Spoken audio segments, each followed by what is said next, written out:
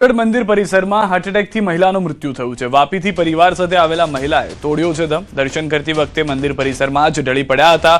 ફરજ પર હાજર ડોક્ટરોએ આપી હતી પ્રાથમિક સારવાર। મંદિર સિક્યુરિટી જવાનોએ સ્ટ્રેચરથી સુધી મહિલાને ઉતારી હતી અને ત્યારબાદ 108 મારફતે હોસ્પિટલમાં ખસેડવા છતાં ન બચી શક્યા હોવાનો જાણકારી છે।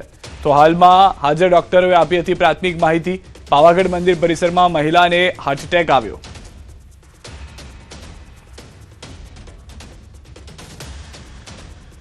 તાપીમાં ઉચ્છલ નીજર સ્ટેટ હાઈવે પર રાત્રિ દરમિયાન અકસ્માત સર્જાતા 3 યુવકોના કરુણ મોત થયા છે। નીજરના ગામડી ગામની સીમમાં સર્જાયો તો ગંભીર અકસ્માત। 2 બાઇક સામસામે અથડાતા 3 યુવકોના કરુણ મોત થયા છે। રૂમકી તળાવ ગામના શ્રાવણ વસાવા, સંદીપ વસાવા અને વેડાપાડા ગામના ઋષિકેશ વળવળીનું કરુણ મોત થયું છે। રૂમકી તળાવના અન્ય યુવક વિનુ વળવીને ગંભીર ઇજાઓ પહોંચતા સારવાર માટે નંદુરબાર હોસ્પિટલ ખસેડવામાં આવ્યા। નીજર પોલીસને ઘટનાની જાણ થતાં પોલીસ ઘટના સ્થળે પહોંચી આગળની તપાસ શરૂ કરી છે। તો 3 યુવકોના મોતના સમાચાર। નીજર સ્ટેટ હાઈવે પર આ અકસ્માત થયો હોવાની જાણકારી છે। 2 બાઇક સામસામે અથડાયા હતા। વધુ માહિતી ન્યૂઝ 18 સંવાદદાતા હેમંત પસંદ મેળવીશું। હેમંત, સમગ્ર ઘટના શું ઘટી હતી, કઈ રીતની તપાસ થઈ રહી છે હાલમાં? સીધા ચોક્કસથી જણાવી દઉં તો આ નીચર અને ઉચ્છલ જતા હાઈવે પર આ ઘટના બની હતી અને રાત્રિ દરમિયાન આ 2 બાઇકો જે પૂર ઝડપે છોડતી હતી અને સામસામે ભટકાઈ હતી, જેને લઈને આ ગંભીર અકસ્માત સર્જાયો હતો, જેમાં 3 યુવકોના મોત થયા છે, જ્યારે એક અન્ય યુવકની હાલત ગંભીર થતા તેને પ્રાથમિક સારવાર આપી મહારાષ્ટ્રના નંદુરબાર હોસ્પિટલમાં ખસેડવામાં આવી હતી। હાલ તો પોલીસ તપાસ કરી રહી છે। જી આભાર હેમંત, સમગ્ર માહિતી બદલ। તો પોલીસ તપાસ ચાલી રહી છે। એક યુવકની હજી પણ ક્રિટિકલ સિચ્યુએશન હોવાની જાણકારી મળી રહી છે। કચ્છના વાગડમાં ગમખ્વાર અકસ્માતમાં દંપતીનું મોત થયું છે। પ્રાગ પર રાપર રોડ પર કાર અને બાઇક વચ્ચે ટક્કર થઈ છે। જોરદાર ટક્કરમાં બાઇકનો કુરચા ઉડી ગયા છે। ઘટનાથી વિસ્તારમાં શોકનો માહોલ વ્યાપ્યો છે। પોલીસે ઘટના સ્થળે પહોંચીને વધુ તપાસ પણ હાથ ધરી હોવાની જાણકારી મળી રહી છે। તો વધુ એક ગંભીર અકસ્માત જેમાં પણ દંપતીના મૃત્યુના સમાચાર મળી રહ્યા છે। તો હાલમાં આ 2 ઘટનાઓ કે જેમાં 5 લોકોના મૃત્યુના સમાચાર છેલ્લા 24 કલાકની અંદર થવાની જાણકારી મળી રહી છે। 2 અલગ અલગ ઘટનાઓ।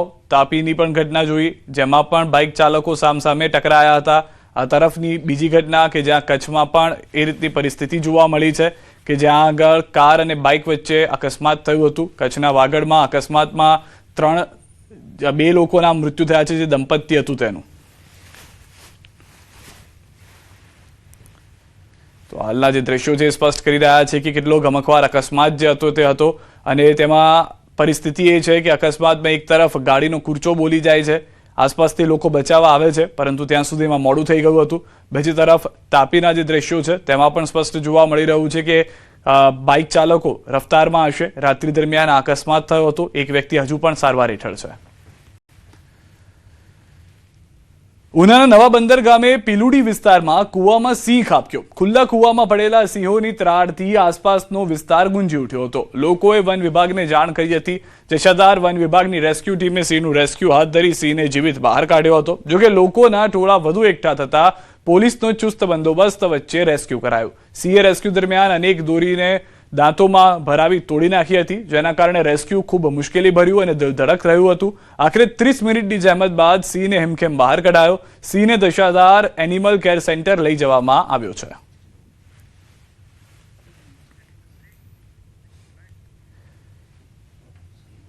ભરૂચના સાંસદ મનસુખ વસાવાએ કરી છે મોટી જાહેરાત। મનસુખ વસાવા હવે આગામી 8મી ટર્મની ચૂંટણી નહીં લડે। યુવા કાર્યકરોને તક આપવા માટે ચૂંટણી ન લડવાનો નિર્ણય કર્યો છે। મારા પછી હવે નવું યુવા નેતૃત્વ તૈયાર થવું જોઈએ। સાંસદના નિવેદન બાદ ભરૂચના રાજકીય વર્તુળોમાં ભારે ચર્ચા થઈ ગઈ છે। ભરૂચ નર્મદા લોકસભા ક્ષેત્રના સાંસદ મનસુખ વસાવાએ મહત્વપૂર્ણ નિર્ણય જાહેર કર્યો। તેમણે જણાવ્યું કે તેઓ હવે આગામી સમયમાં 8મી ટર્મ માટે લોકસભાની ચૂંટણી નહીં લડે। મનસુખ વસાવાનું કહેવું છે કે હવે સમય આવી ગયો છે કે નવા અને યુવા કાર્યકરોને આગળ લાવવામાં આવે। તેમણે જણાવ્યું કે મારા પછી હવે યુવા કાર્યકરોને તૈયાર કરવા જોઈએ, જેથી હું હવે 8મી ચૂંટણી નહીં લડું। આ નિવેદન બાદ રાજકીય વર્તુળોમાં ચર્ચાઓ તેજ બની છે અને ભરૂચ નર્મદા બેઠક પર આગામી સમયમાં નવા નેતૃત્વ માટે માર્ગ ખુલતો જોવા મળી રહ્યો છે। આવનારા દિવસોમાં જે રાત દિવસ મારા માટે કાર્યકર્તા મહેનત કરે છે, આજે મને ખબર છે કે મને જીતવા માટે કાર્યકર્તાના આગેવાનો પાર્ટીના ઘણા વરિષ્ઠ આગેવાનો સખત મહેનત કરે છે અને મને જીતાડે છે, તો મારી ફરજ છે કે આવા કાર્યકર્તાને પણ ચાન્સ મળવો જોઈએ અને એવા કાર્યકર્તાને પણ મોકો મળવો જોઈએ. મનસુખભાઈ 8મી ટર્મ ઇલેક્શન નહીં લડે? નહીં, બીજાને ચાન્સ મળવો જોઈએ. થરાદ પંથકમાં લિવ ઇન રિલેશનશિપ મામલે નવો વળાંક આવ્યો છે. યુવતીએ વિડીયો વાયરલ કરી ખુલાસો કર્યો છે કે ડેડુઆ ગામનો શખ્સ સામે અલગ અલગ શહેરોમાં લઈ જઈ દુષ્કર્મ તેમજ બળજબરીપૂર્વક લિવ ઇન રિલેશનશિપના ડોક્યુમેન્ટ પર સહી કરાવ્યાનો યુવતીનો આક્ષેપ છે. અન્ય 2 શખ્સો સામે ગુનામાં મદદગારી અને જાનથી મારી નાખવાની ધમકી આપવાનો યુવતીનો આક્ષેપ છે. પીડિતાના જણાવ્યા મુજબ આરોપીઓએ તેના પર્સમાંથી 2.5 તોલાનો સોનાનો હાર અને બુટ્ટી પણ પડાવી લીધા. પીડિતાના પરિવારે અમદાવાદના વટવા વિસ્તારમાંથી તેણીને શોધી કાઢી અને ત્યારબાદ આ સમગ્ર મામલો પોલીસ સ્ટેશને પહોંચ્યો હતો. અગાઉ યુવકને માર મારતા યુવકે યુવતીના 12 જેટલા પરિવારજનો સામે કરી હતી ફરિયાદ. આગતળા પોલીસે આ મામલે તપાસનો ધમધમાટ શરૂ કર્યો છે. મારા લગ્ન 1 વર્ષ પહેલા થયેલા. મારા સમાજના રીતિ રિવાજ મુજબ હું સાસરીમાં 1 વર્ષથી અવારનવાર મને મજબૂર કરી, મારી સાથે પ્રેશર કર્યું અને કીધું કે તારા મમ્મી પપ્પાને અમે મારી નાખશું, તારે કે મૈત્રી કરારમાં સાઇન કરવી જ પડશે. એટલે તેમણે મારો આધાર કાર્ડ છીનવી લીધું. પછી તેમણે મારી સાથે જબરજસ્તી સાઇન કરાવરાવી. તે પછી તેમની ગાડીમાં બેસાડી અને મારા સોનાના દાગીના લઈ લીધા, હાર અને બુટ્ટી. તે મને લઈને અમદાવાદ આવતો રહ્યો. પછી અમદાવાદમાં આવ્યા પછી તેમણે અર્ચનભાઈ ત્યાં આવ્યા અને અમને એ રૂમમાં રાખ્યા. પછી તે મારા ઘરવાળા ત્યાં મને અમદાવાદ લેવા આવ્યા. ત્યાંથી હું ઘરે આવીને મેં મારા મમ્મી પપ્પાને મારી વેદનાની વાત કરી. અને હવે વાત કરીએ સ્થાનિક સ્વરાજના સંગ્રામની.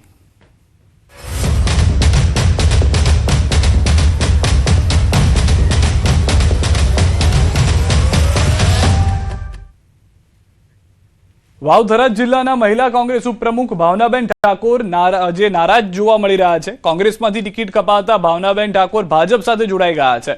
ભાવનાબેન ઠાકોરની છેલ્લા ઘડીએ ટિકિટ કપાતા કોંગ્રેસ સાથે છેડો ફાડ્યો છે. એમએલએ કેસાજી ચૌહાણ, પૂર્વ એમએલએ અનિલ માળીની ઉપસ્થિતિમાં ભાજપમાં જોડાયા છે.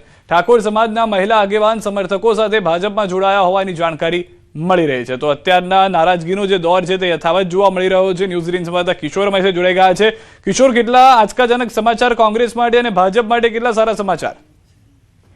ચોક્કસથી જે કોંગ્રેસના ગઢમાં ગાબડું પડ્યું તેવું કહી શકાય છે, કારણ કે ધારાસભ્ય કેસાજી ચૌહાણ અને પૂર્વ ધારાસભ્ય અનિલ માળીના હસ્તે જે જિલ્લાના મહિલા ઉપપ્રમુખ હતા તેમને ભાજપ સાથે જોડવામાં આવ્યા છે. ખાસ કરીને વાવ થરાદ જિલ્લાના જે મહિલા કોંગ્રેસ ઉપપ્રમુખ હતા ભાવનાબેન ઠાકોર, તેઓની ટિકિટ કપાતા અને તેના સમર્થકો અને તેઓ નારાજ હતા કોંગ્રેસથી અને આખરે તેમને કોંગ્રેસ છોડીને ભાજપ સાથે કેસરિયા કર્યા છે અને ભાજપના જે ધારાસભ્યના હસ્તે કેસરિયા ધારણ કર્યા છે અને ઠાકોર સમાજના મહિલા આગેવાન સાથે અન્ય સમર્થકો પણ ભાજપમાં જોડાતા હવે રાજકારણ ગરમાયું છે.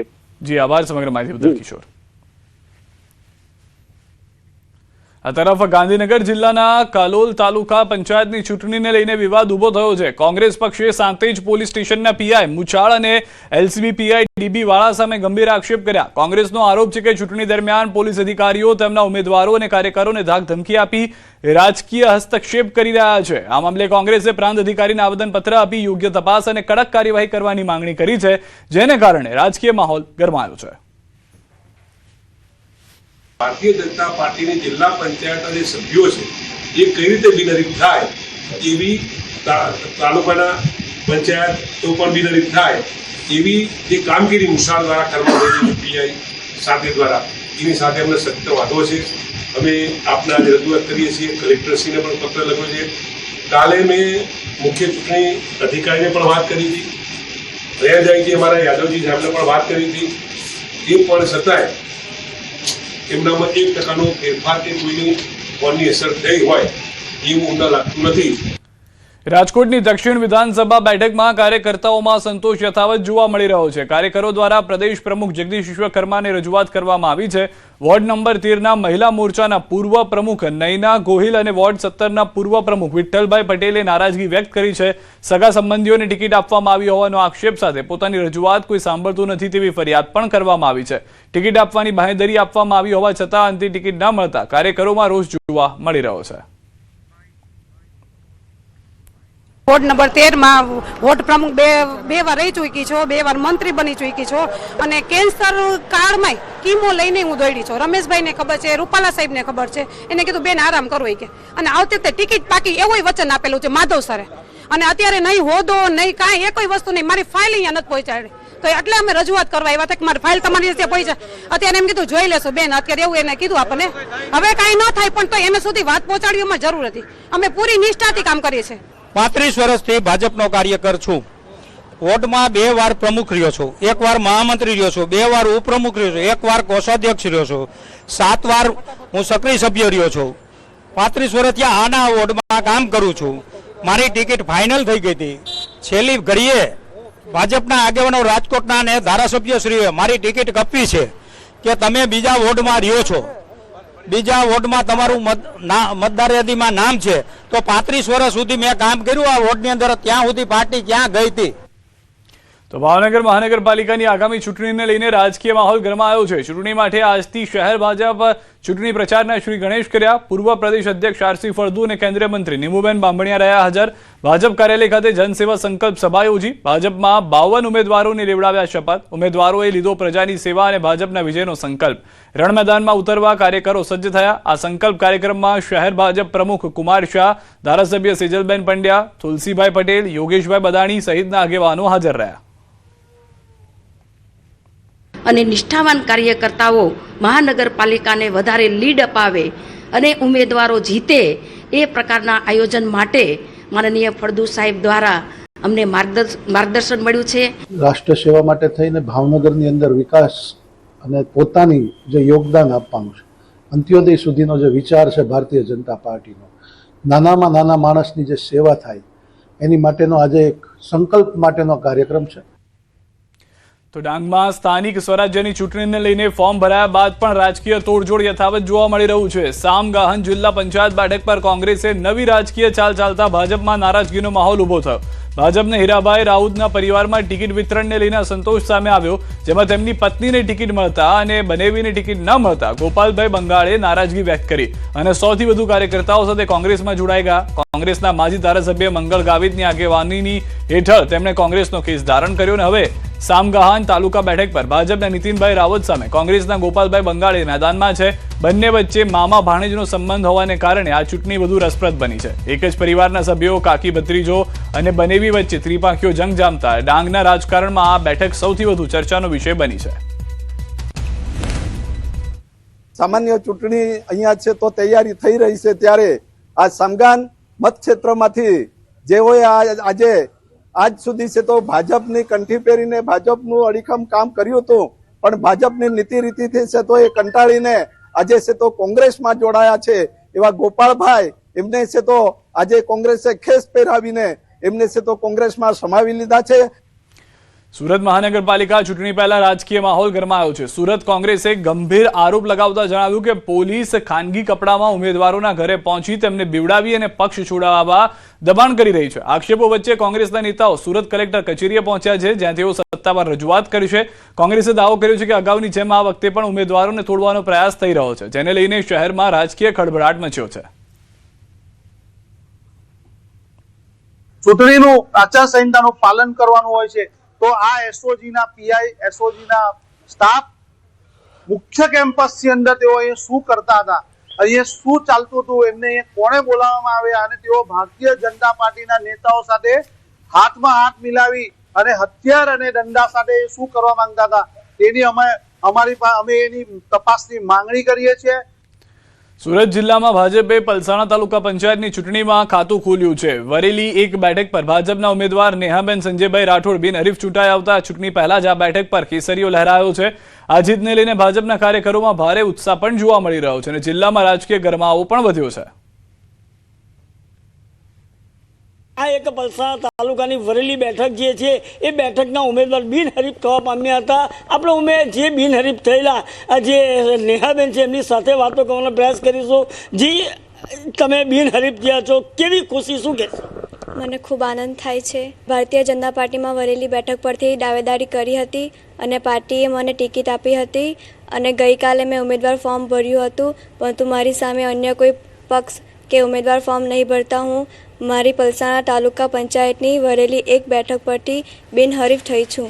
એ બાબતે ભારતીય જનતા પાર્ટી તેમજ પલસાણા તાલુકા ભાજપ સંગઠન સહિત તમામ લોકોનો આભાર માનું છું. વરેલી બેઠક ઉપરથી નેહાબેન રાઠોડ બિનહરીફ થતા ભાજપ પરિવારમાં ખુશીનો માહોલ છે. તદુપરાંત પરિવારમાં પણ ખુશીનો માહોલ અને સમગ્ર વરેલી ગામ વરેલી એક નંબરના જે મતદારો છે એ મતદારોમાં પણ ખુશીનો માહોલ જોવા મળી રહ્યો છે. કેતન પટેલ, ન્યૂઝ 18 ગુજરાતી, વરેલી, સુરત.